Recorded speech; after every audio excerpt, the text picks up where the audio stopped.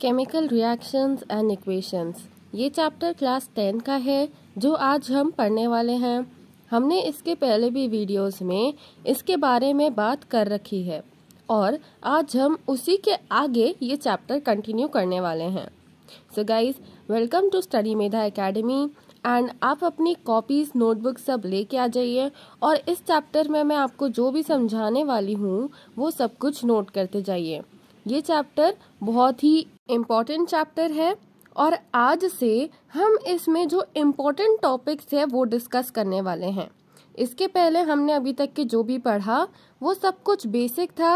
अब हम इसमें एक्चुअल में जो कंटेंट है वो पढ़ने वाले हैं जो बेसिकली एग्जाम्स में पूछा जाता है। तो चलिए स्टार्ट करते हैं।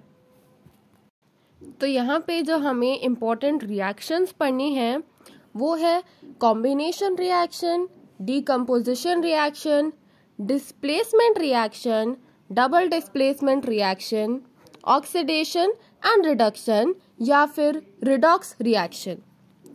तो ये जो रिएक्शंस है इन्हें हमें डिटेल में पढ़ना है कि कॉम्बिनेशन रिएक्शंस किस टाइप की होती है, उसमें क्या प्रोसीजर होता है, हीट लिबरेट कैसे होती है और बहुत सारे एस्पेक्ट्स जो है वो हमें इन सारे रिएक्शंस के बारे में अलग अलग पढ़ना है।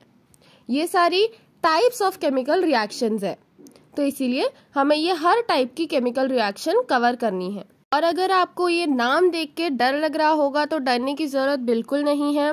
हम एक एक रिएक्शन को डिटेल में पढ़ने वाले हैं, उनके एग्जाम्पल्स देखने वाले हैं और साथ ही साथ मैं आपको इस तरह से सारी चीजें बताऊंगी कि आपको साथ में ही सब कुछ याद होते रहेगा। चलिए बात करते हैं कॉम्बिनेशन रिएक्शन से। कॉम्बिनेशन रिएक्शन, जैसे कि हमें नाम से ही पता चल रहा है कि कुछ चीजें कंबाइन हो रही है और कोई प्रोडक्ट फॉर्म कर रही हैं। Combination reaction, in combination reaction two और more substances combine to form a new substance. हालांकि ये हर इक्वेशन में होता है पर कहीं कहीं ऐसी जगह भी डिकम्पोजिशन रिएक्शन भी होती है जहां पे एक प्रोडक्ट से दो प्रोडक्ट्स बनते हैं, पर उसका अपोजिट होता है कॉम्बिनेशन रिएक्शन में। ये रिएक्शन बहुत ही कॉमन रिएक्शन है और इसमें दो प्रोडक्ट्स मिलके एक नया सब्सटेंस क्रिएट करते हैं।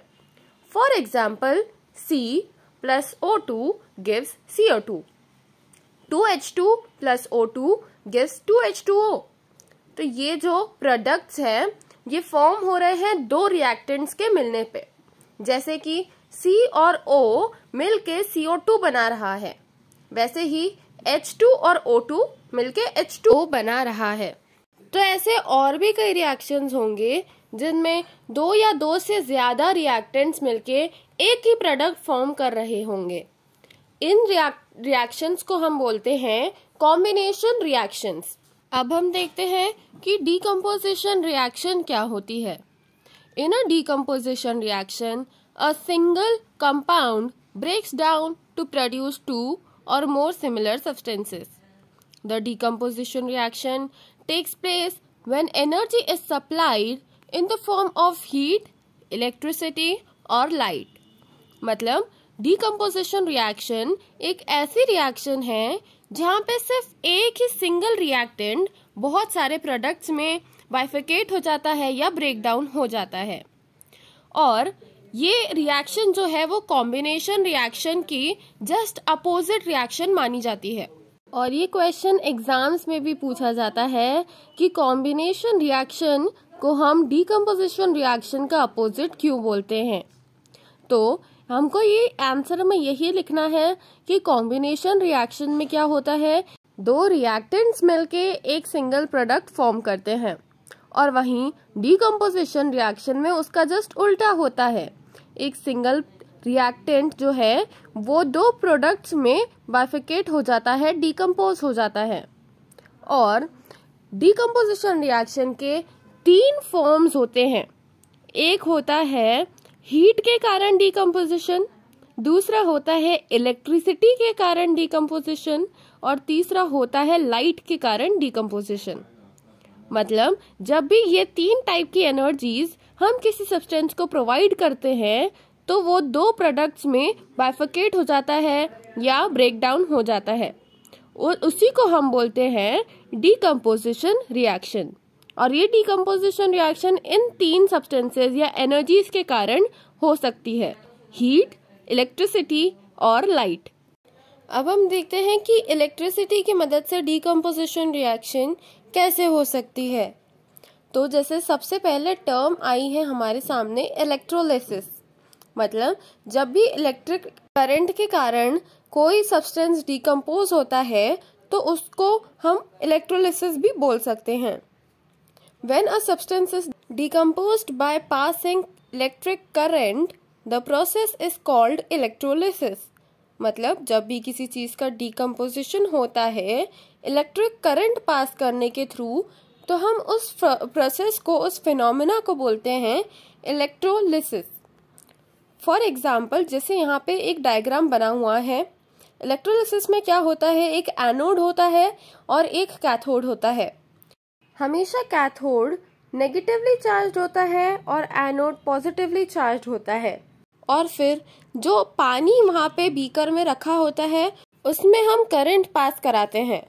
करंट पास कराने के कारण जो H2O के मॉलिक्यूल्स होते हैं वो 2H2 प्लस O2 में डिवाइड हो जाते हैं। अब हम बात करते हैं थर्मल डीकम्पोजिशन की। When a substance decomposes on heating, it is called as thermal decomposition।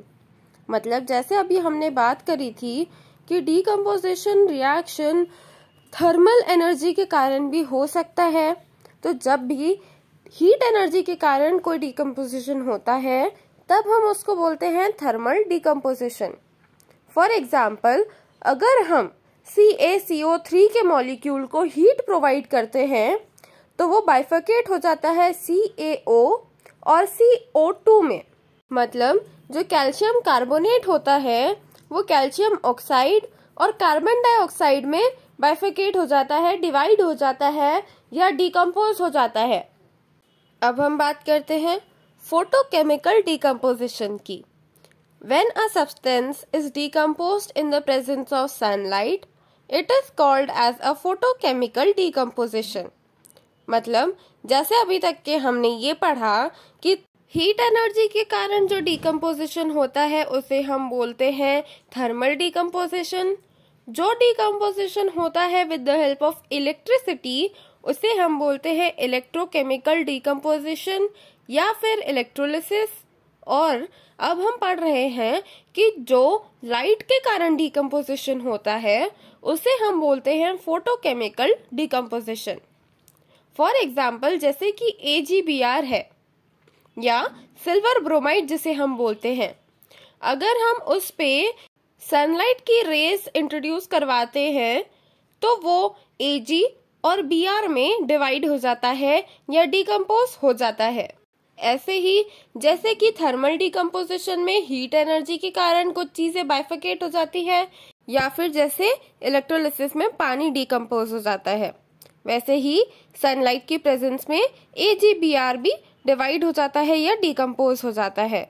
तो ये थे कॉम्बिनेशन रिएक्शन और डीकम्पोजिशन रिएक्शन के एग्जाम्पल्स। अगर आपको इसमें कोई भी डाउट हो तो आप कमेंट सेक्शन में मुझसे पूछ सकते हैं।